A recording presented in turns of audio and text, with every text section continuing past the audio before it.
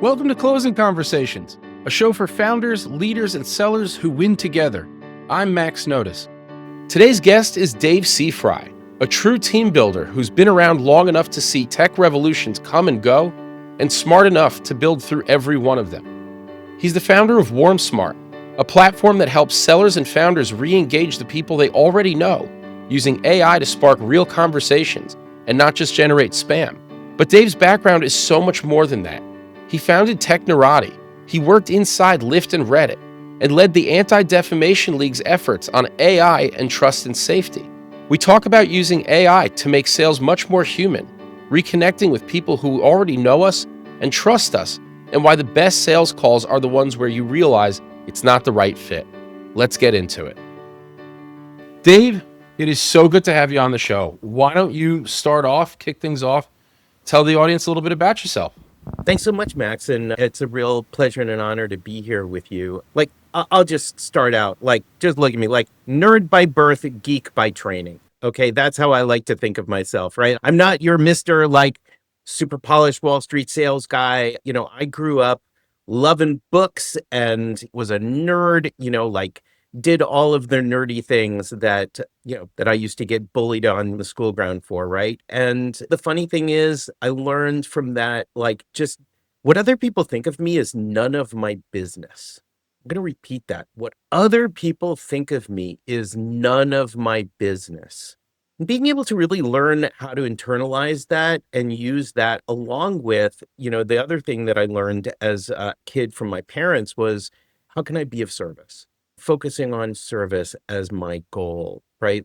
How can I be of service to something that, whether it's to my customer, my client, right? How can I be of service to my employees, to my teammates? How can I be of service, to my community? How can I be of service to this higher power that's out there as well, right? And if I can focus on that, the rest of it tends to sort of take care of itself.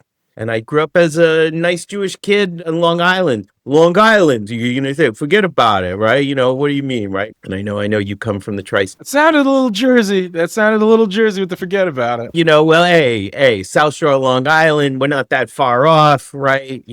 So I love to perform, right? And so therefore I learned how to turn on the accent and turn it off, right? Because it's useful in certain cases, and in other cases, not so much, right? But I got my first computer when I was 9 years old. My dad was a public school teacher, and he brought home a Commodore PET, a very, very, one of the early computers that were personal computers. And he brought it home and he was like, here, you want it? And I fell in love.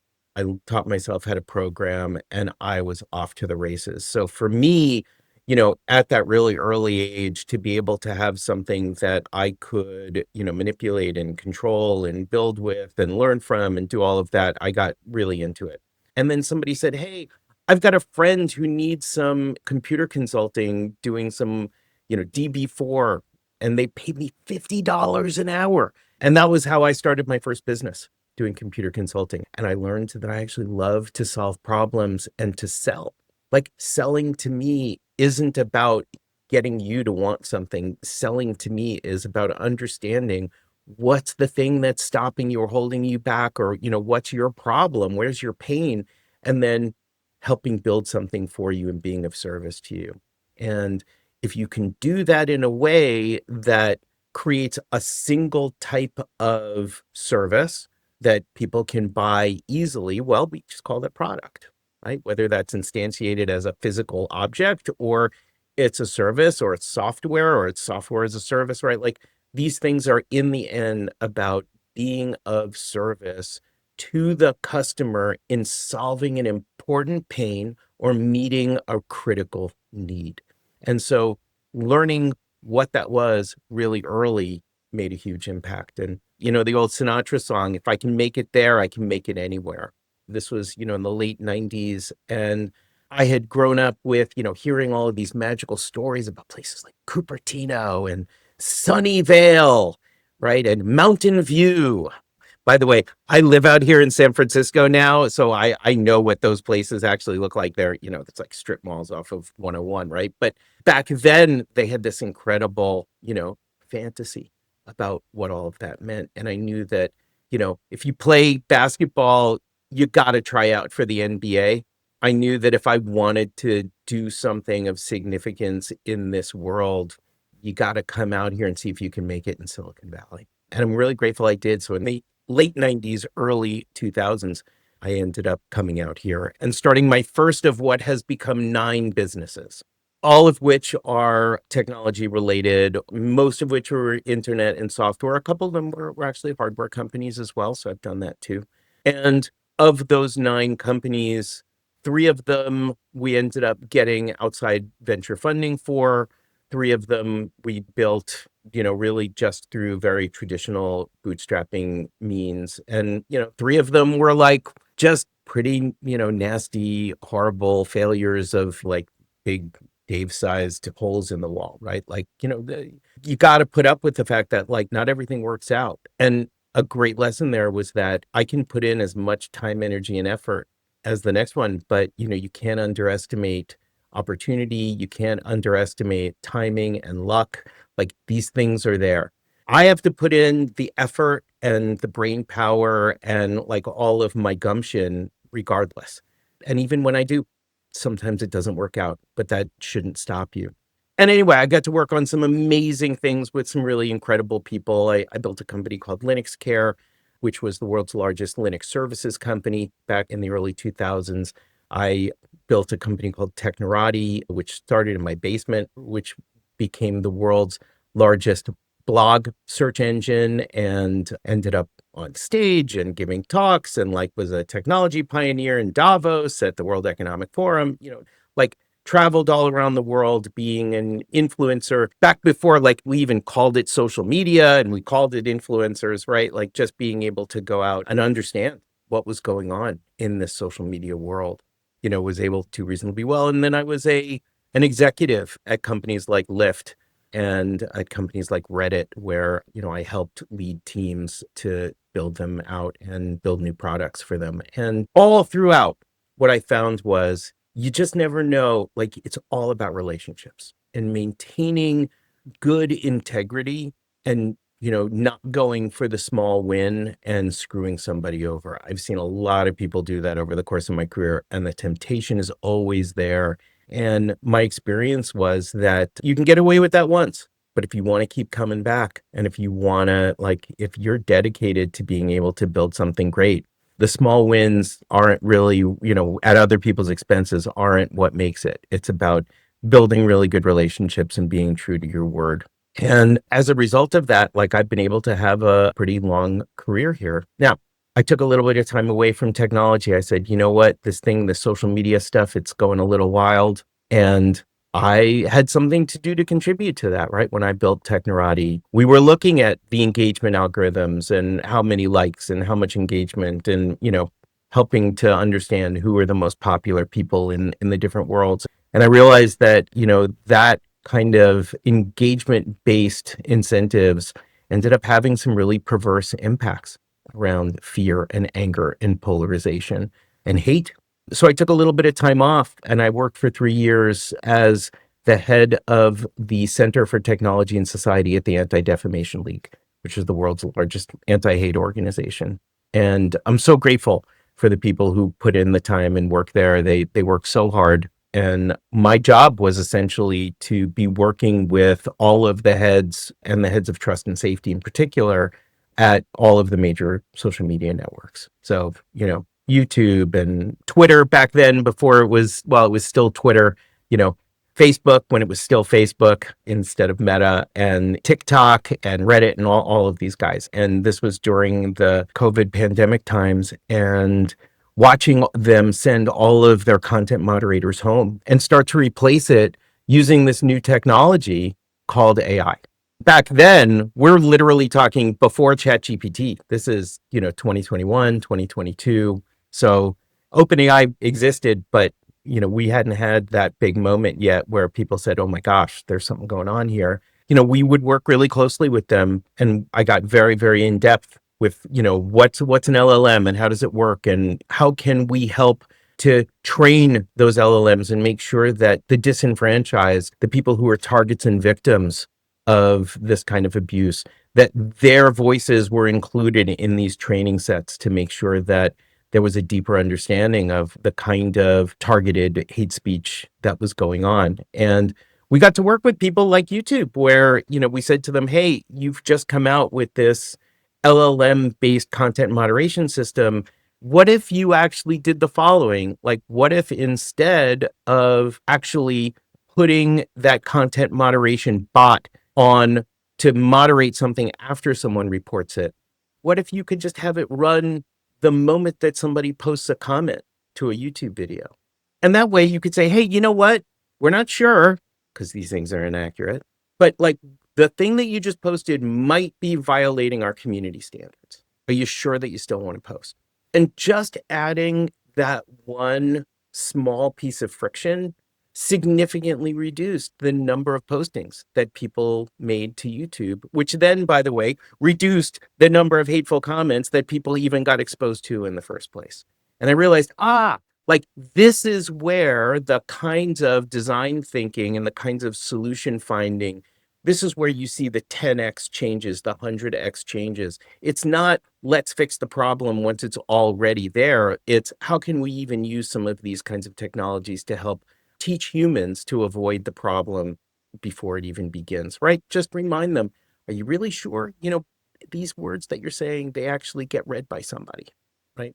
So when I saw ChatGPT came out, I think I had the same kind of reaction that so many people have, which was that moment, this is going to change every industry. And I think that that moment really got me to throw myself back into actually building things. And I realized, wait a minute, like I've got a background in search. Like we could build agents that take a query, transform that into a search, do a search, come back with 20 or 30 documents in parallel, have the LLMs read them, summarize them, and then give you a research report, right? So what you would think of today, like we have in perplexity.ai or, OpenAI's deep research, Gemini's deep research, like this kind of stuff I was building about 2.5 years ago, 3 years ago. And I thought, whoa, this is super cool. Like, because it gave you bibliographies, it gave you very clear references of exactly what these people said. And so I started telling people about it. And how do I get the word out when I'm also completely turned off to the whole social media thing? Well, I was like, okay, I'm just going to send emails to people. I started sending those emails and lo and behold, right, got me on a bunch of podcasts, got me, some excitement, got a bunch of customers. And then one day I was sitting in front of my computer and I was saying to myself, okay, time to do some business development, time to like go and, who haven't I contacted yet? And I was like, oh my God, I can't think of a single person who would be interested. Like I know tons of people, but I think I've actually written to all of them. Like I can't remember any others that I haven't. And it was deflating. And then I had this moment. You just built this AI that can go out and you put it on any corpus of data and it'll give you substantiated, clear answers with references. Why don't you apply that to your 25 years of email backlog? And so it took me about 3.5 weeks and I built it and it was just for Dave. And what I found was literally thousands of people who I know and I love, who know and love me, who I just haven't talked to in a long time. So you don't have a lot of room to remember those people. But I realized like if I could have AI go back through all of that old data and summarize every single conversation with every single person. What did we talk about? When did we talk about it? Who were we talking about it with? What were the kinds of companies that we were talking about? All the rest. That I could build, in effect, a dossier on every single person who I've ever communicated with.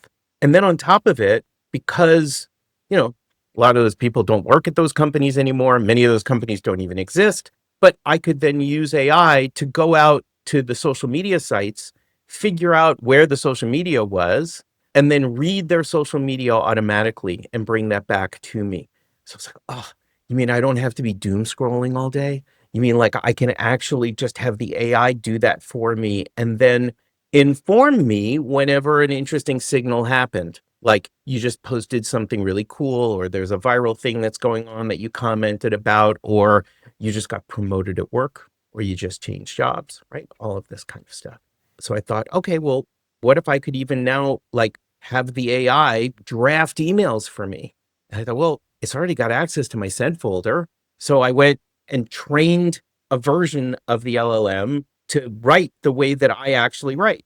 So like my AI tends to write things a little bit more loquaciously, but for other people, if they're more terse and concise, great, it'll do that for them too. And I sent out a bunch of emails. I did this for about 10 days, and I actually had to cancel the experiment. I had a 56% meeting setup rate, Max. It was nutballs. Like I actually had to stop after 10 days because my calendar was entirely filled up with people who wanted to talk to me. And they were all people who I knew. They were all people who I just hadn't talked to in a while. The emails that I had written, a bunch of them were like, did you write that email using AI? Yeah, it sounded like I saw an M dash in there. What was going on? And I was like, yeah, I did use AI to help me. But in the end, like I reviewed every single one of those drafts. I made sure that it was something that I wanted to send. And quite frankly, I wanted to make sure to reach out to you and to talk to you about this thing. And about 1 in 3 of them then said, whoa, hold on. If you can do that, like, could you do that for me in my inbox? And when you start hearing that over and over again from a bunch of really powerful Silicon Valley people, you start saying, oh man, I think I might be in the wrong business. And so while I was building this for company number 8, in order to just promote company number 8, I was like, Google's going to get into this, OpenAI's going to get like they're all going to do this, but they're probably not going to build something that's specifically for salespeople. Like, and if they do, it'll be generic. Like, could I really focus on really helping folks who are doing sales and business development, folks who are founders who are trying to do customer development, folks who are like learning and trying to get their first 100 customers, or agency owners who like are living in this feast and famine cycle where they all know that they need to be networking more. See, this is the coolest thing about building what I built. And I called it Warm Start because I realized that this isn't about cold outreach. This is about something entirely new. Like we've never had this before. I call it warm outreach. It's about going back to those people and having AI remind you of the people who already know you and love you, and reaching out to them at the times when it's the most relevant and most important with the right message that's personalized to them.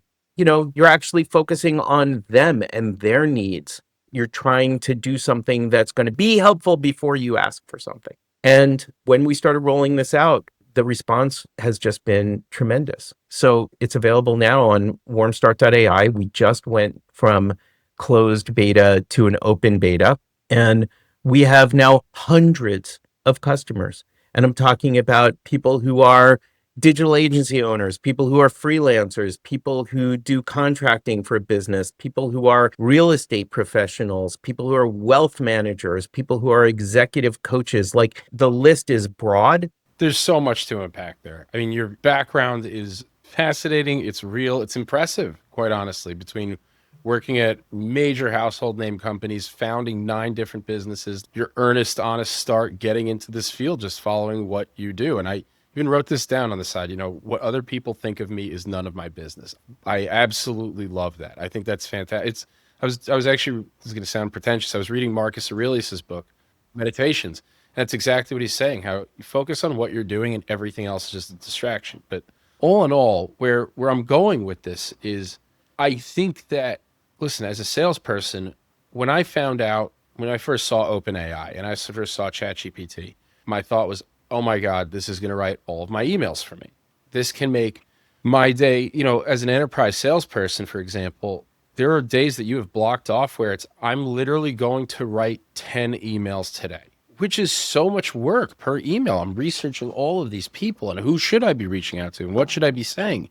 And I remember I had like Canon USA was in my territory, and they put out a quarterly, investor statement, and it was like 90 pages long or something. And I could just feed it to ChatGPT, have it summarize it, find the people, and hit them up. I was so far from the only salesperson in the world to think this. Everybody's thinking this. It was the first place where salespeople, thought this is where this is going to be applicable to me. And as a result, emails have gotten crappy. The channel of email has gotten really crappy because I don't know, prior to ChatGPT, 90% of your inbox is spam and you're looking to throw things out. Like when you would get a phone call at 6 o'clock at your house, for a while you would answer. And then after a while, you're like, this is definitely some spam. So email was already like a dying channel, we'll call it. And when AI came in, it's even worse because now every salesperson in the world looks like they've done their research. And now they can send that instead of 10 people, they can send that to 500 people in one day with that same level of research. And so a lot of the feeling of the world was AI is making sales impersonal. It's hurting salespeople. And what happens when people don't trust salespeople as much in this capacity? They turn back to their own, who do I know? What's that network? Look at consultants, things like that to tell me what to do because all of this coming to me is just too much and wacky data. Now, your product, your warm start has the opposite impact that what I and every other cold seller is, it was using ChatGPT and AI and Perplexity and all these things for, where you're actually using AI to make sales more human, to look at your network more effectively, and to contact people pre-written with your help, whatever it is. You're not sending a note to someone in your network without taking a look because there's a social equity to that. It's so much more embarrassing to send an email of a mistake to someone you know than someone you don't know. What does it matter otherwise? And I think that it sounds like, first off, I think it sounds like this happened because of just the way that your career has progressed in a very natural and organic way of doing what you enjoyed doing and kind of following your nose on different projects and being able to build this base out on a necessity. And what a cool, I haven't seen anything like that where it's actually taking your network and using your network as opposed to me looking through my LinkedIn history and throwing those people, copying, pasting into ChatGPT, sending it. This is almost formalizing that process of shake the trees that you know already. And they're far more likely to respond because they already know you. 40 to 50% reply rate is what it is when anybody is reaching out to their network. It's 40 to 50% reply rate. And if that's the same because it's the same messaging, it's the same reason that you're reaching out. Right. And it's just that humans, we're really bad at remembering, but we're amazing when we're reminded. So I don't remember who I talked to a year ago, but if you remind me of our conversation, oh yeah, right, Max, he grew up in New Jersey. I remember, and he just had another kid. Like, Max, how's everything going? Like, now I'm reminded of you. All of those things somewhere in the back of my head, like they'll come back to me. The AI may not even remember that because maybe we never actually talked about it on an email or we never shared a LinkedIn message with it. But like, I'll remember because I was just reminded by the AI. And then I'll add that to the email. And by the way, guess what? Now it's in the system. So now the AI will remember for the next time. God, I wish this was just kind of sitting on my desk and saying, hey, remember that person you messaged? Like just taking, like kind of babysitting me. Now, I'm going to ask you a product question because as a salesperson, I'm genuinely interested. Does this plug into my personal email, my work email? Does it tap into my LinkedIn at all? We prefer it on your work email. And of course, can you also add your personal email as well? Yes, you can. One of the things that we do is we kind of do the opposite of spam filtering.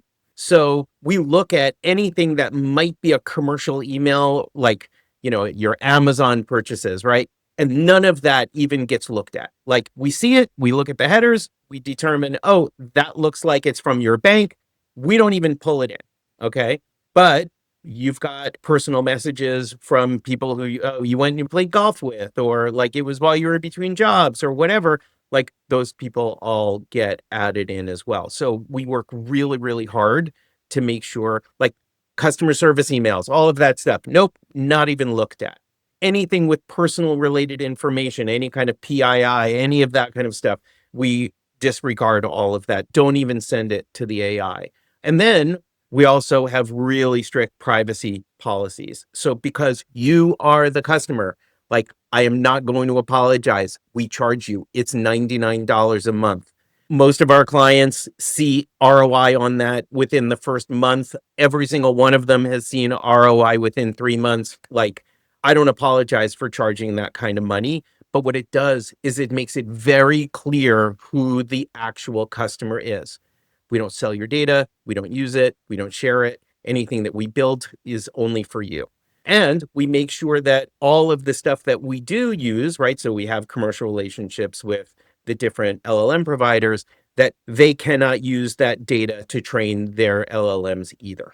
That data is only for the use to which we give it, and then they have to forget about it. You're the right guy to be building this because, again, you have experience in all these departments and know, oh, they're going to be looking for that. Oh, they're going to want this. And you know how to protect against it. Well, part of me is even asking, does it use your LinkedIn? Does it use your personal email? Because I'm thinking, for example, my work email is relatively new compared to how long I've been using my personal email. So there's a finite amount of interaction. My LinkedIn I've had for a very long time. But when I think of the people that I'd want, hey, remind me that I know this person, oh, they're at this company. Is there a way even where I could make a suggestion where, Max, I saw that you worked at this company for 7 years and you've overlapped with these people. Do you know this person, this person, this person? And because I might have talked to this person every day, but we've never exchanged an email. We've never exchanged, anything beyond literally seeing each other every day for years, but I don't have like an electronic record of that. Is that something in play?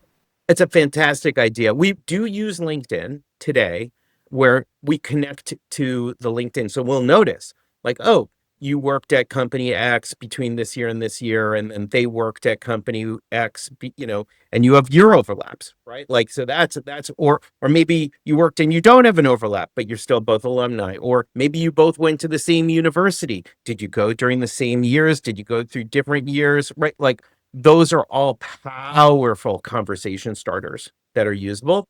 You just actually gave me a great product idea. This is why I love talking to people, right? Of actually doing that and saying, oh, like, could we even use that to help to prospect for people who aren't necessarily in our current database, but worked there during the same time, or, were also fellow alumni. I think maybe they worked there just after you, right? Like those kinds of things as well.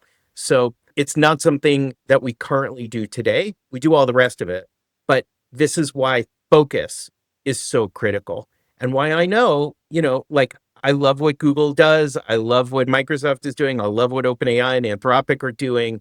I seriously doubt that any of them are going to go this deep, this vertical. And so I think that this is an area where focusing on the needs of people who sell are going to be a nice moat for us. And we'll always be a little bit more advanced. We'll always give you a better advantage than just going directly to ChatGPT.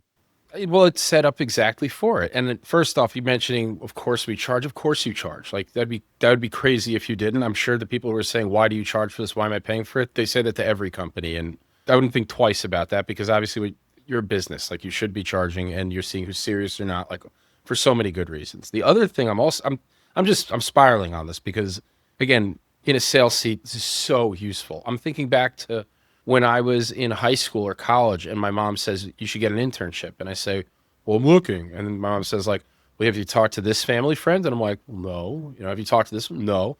And you feel strange broaching that subject with someone who's only been a friend.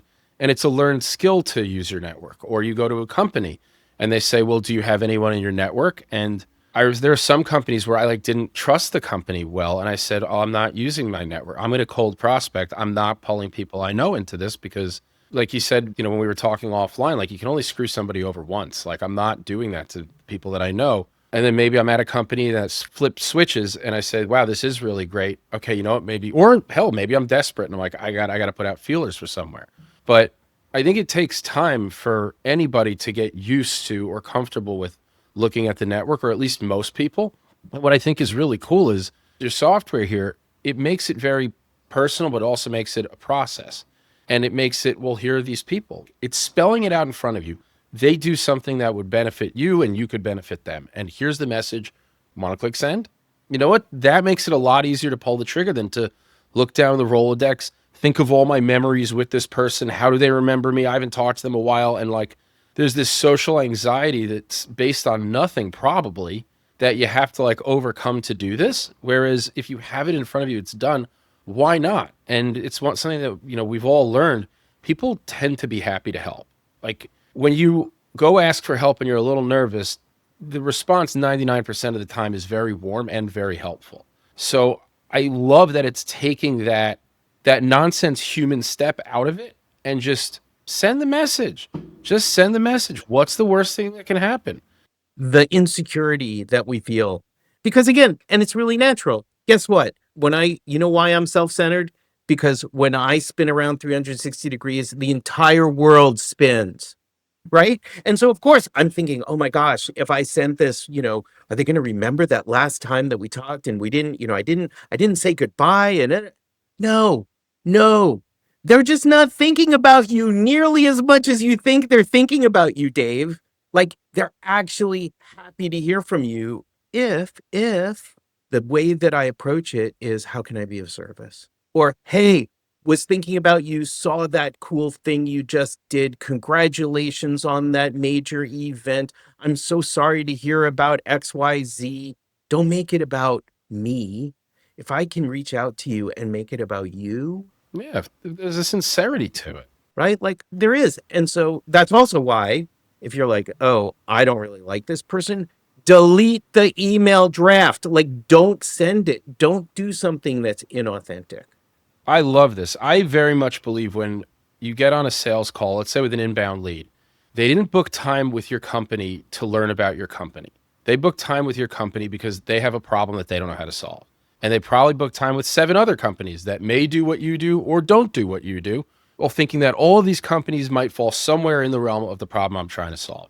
So a lot of salespeople make the mistake of they'll go on and maybe they'll ask some forced open-ended questions and say, all right, let me tell you about us. We've been around and our founders do this. And it's like, they don't care. Like they don't, my philosophy is get on the call and say, all right, why are we even talking today?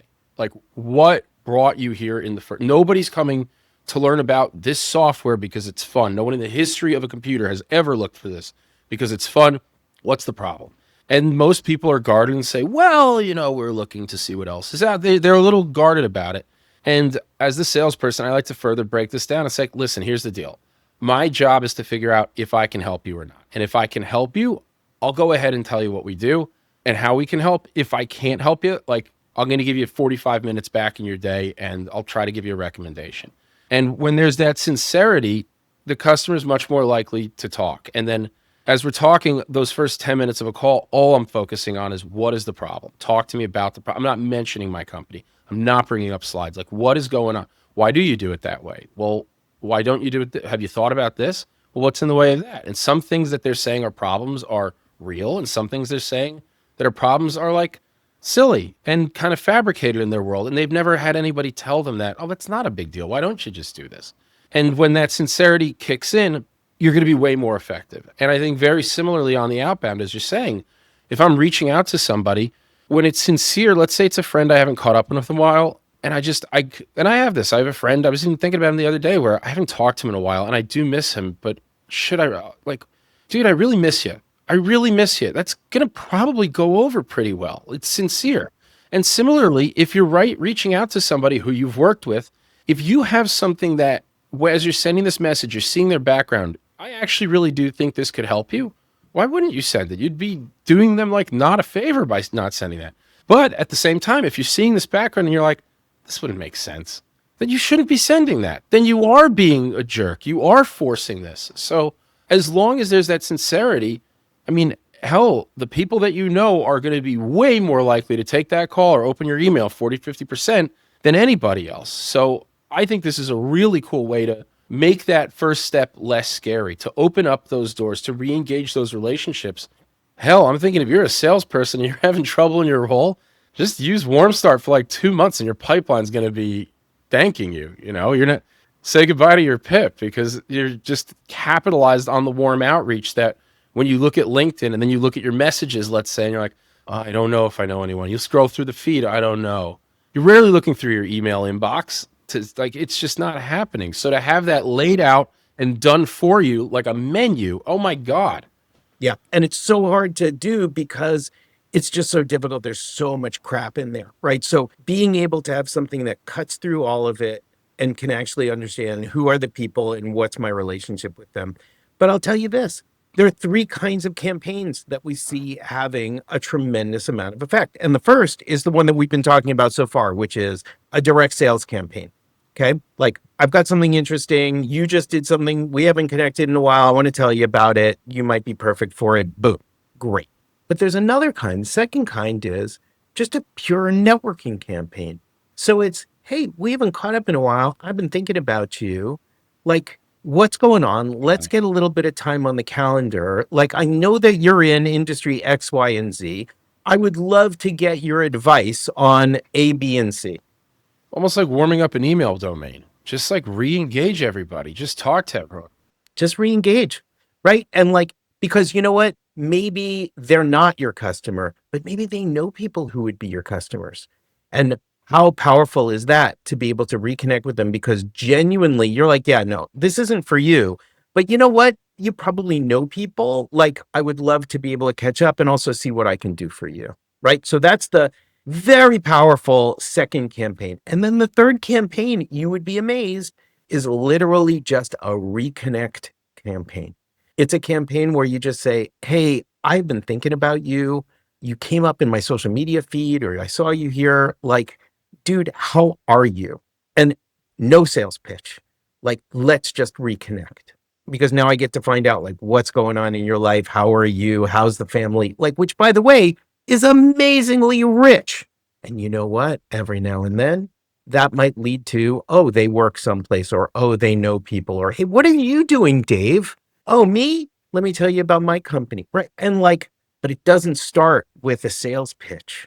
It starts with a genuine wish to connect with and be of service to another person.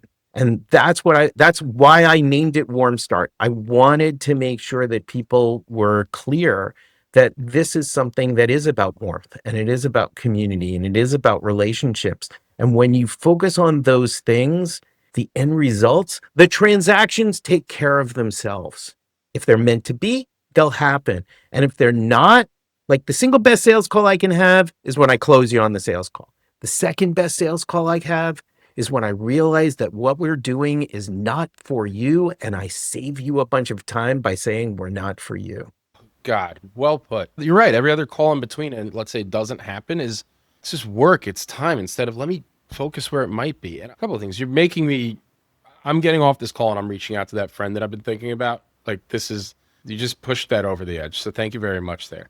Second, I'm thinking, I have a lot of thoughts, honestly. Like, as a salesperson, you want to keep your network warm. Selfishly, commercially, capitalistically, keep your network warm, because you never know where someone's going to get a new job, or when you get a new job, this could work out. Like, that's a really cool thing. There's a guy who helps me with marketing, and he's telling me he's been pushing me to do like a newsletter, like a company. And I'm like, but what if the company hasn't done very much in however long? He goes, it shouldn't be about the company. It should be about you. It should be about your personal life, about this, that, because there's a goodness to that where people really do care and they feel continuously connected to you, and it keeps leads warm, again, from a capitalistic standpoint. I'm even thinking from just purely from a friendship standpoint. You see all these folks on Instagram, you went to college, and I've got all these people on Facebook, and some pop up in the feed, some don't. And you also, like, it'll be funny. Like, I'll say to my wife about someone, I'm like, oh yeah. And like this buddy of mine, and she'll be like, when's the last time you talked to him? I'm like, I don't know, 10 years ago. It's like, but in my head, they're still my buddy. And then I bet that in their head, I'm still their buddy. But it's been a while. And a part of me wants to just set this, like, actually just on my personal link email, and just like, it's been a bit, like, how you been? Or someone who I interned with and we spent all summer together in an office and then never saw each other again. Like, how you been? And now my fear of this is that when my daughter has her bat mitzvah, that our guest list is going to be 7,000 people, because I can see this like running amok. I also see a world where, like, God, how nice where I do this once a week, pour a glass of wine and just catch up with a friend, and like how fulfilling, how warm that is. And do that same on the work side. And it's the same again. If you're decent, then it's a decency, and it's warm, and it's all those good things. So I'm a huge fan. I haven't used it yet, but I'm a huge fan of this. Awesome. Well, you know what? For you and anybody who joins, like, we're still at that point. We're in the hundreds of customers. So if you have any questions, Max, or you just send me a note, right? I'm dsifry@warmstart.ai. And I'll give you white glove treatment. We'll make sure that you and anybody who comes in because you're listening to this, that you get the white glove treatment and make sure that you're really happy and that you're getting a great experience. All right. After we hang up on this call, I want to have a serious, I think there are a lot of very cool places that you and I could overlap, and I want to talk about that. Fantastic. All right. This has been unbelievable. Thank you so much for joining. We got to have you back. Anytime, man. And that's a wrap for this episode of Closing Conversations.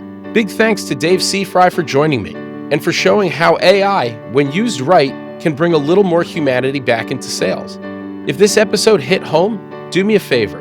Subscribe, leave a review, or send it to someone who could use the inspiration. To learn more about how to build sales teams that deliver, visit www.commissionsales.com. Until next time, let's get closing. Thanks for watching. If you enjoyed this conversation, make sure to like, share, and subscribe. And don't forget, you can always catch us on Spotify and Apple Podcasts for more episodes of Closing Conversations.